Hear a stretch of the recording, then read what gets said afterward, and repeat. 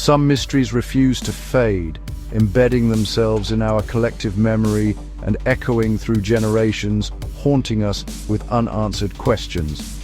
Tonight on Dark Data Files, we explore 3 real cases, documented events that remain unsolved despite decades of relentless investigation and speculation. From the mountains of California to Norway's icy valleys to Brazil's sun-scorched hills, each story defies logic, reason, and explanation. These are not tales of fiction, but true accounts of ordinary people caught in extraordinary, bewildering circumstances. The Yuba County Five, the Isdal Woman, and the men in the lead masks, cases that challenge our understanding of truth and human behavior. Join us as we confront the enduring silence at the heart of these great, unsolved mysteries, and search for answers that may never come. Our first story begins in Yuba City, California, in the cold, foggy winter of 1978, a quiet farming town nestled at the edge of the Sierra Nevada foothills. Life here moved at a gentle pace, and the community was close-knit, everyone knowing their neighbors. 5 friends, Gary Mathias, Jack Madruga, Jackie Hewitt, Ted Wire, and Bill Sterling, set out for a basketball game in Chico. They were excited, hoping to win, and planned to grab snacks on the way home. But that night, they never returned home, leaving their families in growing worry as hours turned into days. Days later, their car was found abandoned on a remote, snowbound mountain road, far from any logical route, deep in the mountains where few dared to travel in winter. The car was in working order, with gas in the tank, and their snacks still inside. There were no signs of struggle or accident, just a chilling sense of sudden abandonment.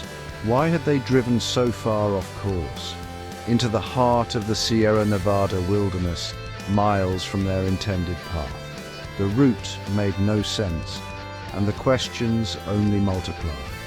Months passed before the spring thaw revealed the tragic outcome.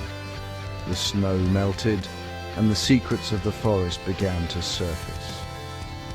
Ted Wire's body was found in a Forest Service trailer, wrapped in sheets, surrounded by untouched food and supplies, yet he had starved to death. The trailer had a working heater and enough rations to last for months, but none had been used. The remains of Madruga, Sterling, and Hewitt were discovered miles away, victims of exposure. They had tried to survive in the brutal cold, but the wilderness claimed them one by one. Only Matthias's shoes were found. He vanished without a trace. To this day, no one knows what became of him, and his disappearance remains one of the case's deepest mysteries. Why did they abandon a working car and trek nearly 20 miles through deep snow, passing by possible shelter, only to perish in the cold? The path they took was treacherous, and their choices seemed inexplicable. Why didn't they use the food and heat in the trailer? The supplies were right there, untouched, as if they didn't know how to use them or were too afraid to try. A witness reported seeing a group matching their description with a mysterious woman and baby at a rural gas station that night. But this lead went nowhere, adding only more confusion to the case. Theories abound: panic, confusion, or something more sinister. But none explain the bizarre detour or the fatal decisions. Some believe they were chased, others think they became disoriented, but the truth remains elusive. The Yuba County Five remain a haunting enigma, a simple night out turned into one of America's most perplexing mysteries, a story that still chills those who hear it. Their story is not about who, but why, a question that still has no answer. The families and the town are left with only memories and endless speculation. The wilderness kept its secrets, and the mystery of the Yuba County Five lingers in the cold mountain air, unsolved and unforgettable. Next, we travel to Norway, 1970. In the shadowy, snow-covered wilderness of Isdal Valley, a mystery would unfold that would haunt the nation for decades. In Isdal Valley, a burned body is found, an unidentified woman surrounded by strange, carefully arranged objects. The scene is chilling, almost ritualistic, and nothing about it makes sense to the investigators. Her death, carbon monoxide poisoning and an overdose of sleeping pills, was officially ruled a probable suicide. But the evidence at the scene suggested something far more complex. The authorities were left with more questions than answers. Every label on her clothing was removed, her fingerprints sanded away. She had erased her identity. It was as if she had gone to great lengths to ensure no one would ever know who she was. Police found her suitcases in Bergen, filled with wigs, coded notes and cash, but no clues to her name. The contents hinted at a life lived in secrecy, with each item deepening the enigma. She had traveled across Europe under at least 9 aliases, speaking several languages, always paying in cash, always changing her appearance. Her movements were calculated, her trail meticulously covered. Witnesses described her as elegant, secretive, and constantly on edge. She seemed to be watching for someone, or perhaps running from something only she knew. Theories of espionage emerged. Her movements coincided with Cold War intrigue and military testing nearby. Some believed she was a spy, caught up in the dangerous games of international intelligence. Was she a spy, a criminal courier, or something else entirely?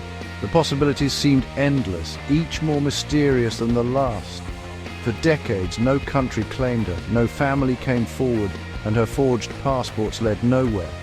She was a woman without a past, a ghost in the records of Europe. In 2016, forensic testing traced her origins to the Nuremberg region of Germany, but her name remains unknown. Even with modern science, her true identity slipped through the cracks. The Isdal Woman became a national obsession, a ghost with no past. Newspapers speculated, the public theorized, but the truth stayed just out of reach. Her story is a labyrinth of false identities, coded messages, and dead ends. Each clue only led to more confusion, more speculation. She remains one of Europe's greatest unsolved mysteries. Her case stands alongside the most baffling cold cases in history. Who was she? Why did she die alone in the ice valley? The questions echo through time, unanswered. The answers are lost to time, her secrets buried with her. The valley keeps its silence and her story remains locked away.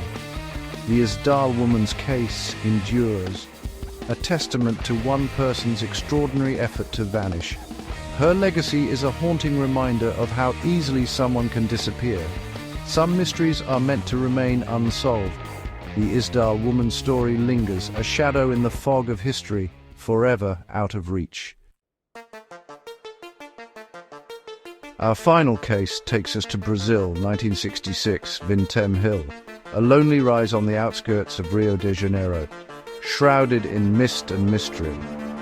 Here 2 men, Manuel de Cruz and Miguel Viana, were discovered lying side by side, dressed in formal suits and waterproof coats, as if prepared for something extraordinary.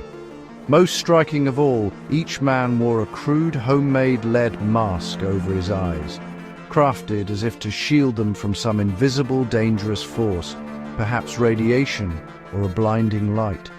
There were no signs of violence, no wounds, no struggle.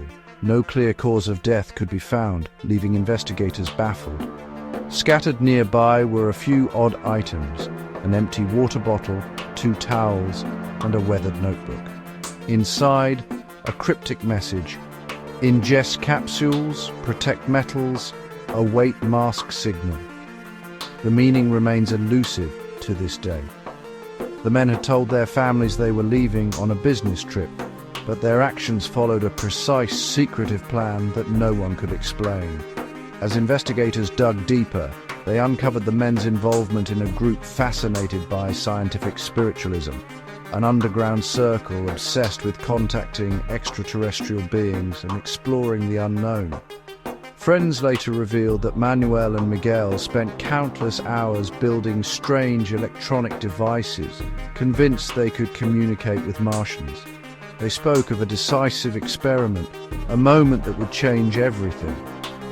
The lead masks, it's believed, were meant to protect them from a blinding light or deadly radiation during a supposed encounter with otherworldly visitors. Did they fall victim to a ritual gone wrong, the deception of a cult, or perhaps something even stranger? An experiment that spiraled out of control. The capsules they ingested were never identified, and the cash they carried mysteriously vanished, deepening the enigma. No evidence of murder, no proof of suicide, just two men lost to a belief in the unknown, their fate sealed by secrets they took to the grave. Theories have swirled for decades: poisoning, lightning, accidental overdose, or even a staged disappearance. Yet nothing fits all the facts. The haunting image of the men in their lead masks lingers in Brazil's collective memory, a symbol of a mystery that refuses to fade. Their desperate quest for answers led only to more questions, leaving behind a trail of confusion and wonder. To this day, Vintem Hill keeps its secret, the truth lost in the fog of time and speculation. From California's snows to Norway's valleys and Brazil's hills, these stories are united by enduring mystery. The Yuba County Five, the Isdal Woman, and the men in the lead masks. Cases that defy logic and resist explanation. They remind us how fragile certainty is and how easily truth can slip away. For all our science and investigation, some questions remain beyond our reach. The silence left behind is filled with speculation, theories, and the human need to know why. Until the answers emerge, these stories remain in the shadows, true mysteries that endure.